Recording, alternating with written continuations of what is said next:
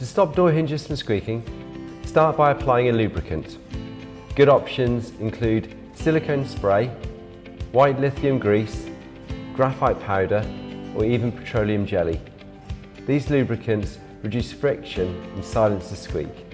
First, clean the hinge by wiping away dirt or old grease, and then apply the lubricant directly to the hinge pin and move the door back and forth to spread it evenly.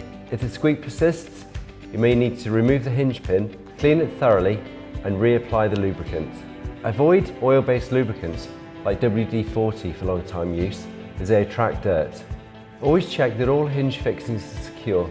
Loose hinges can cause binding, wear, and misalignment, leading to squeaks. If the hinges are adjustable, make small adjustments to correct any misalignments.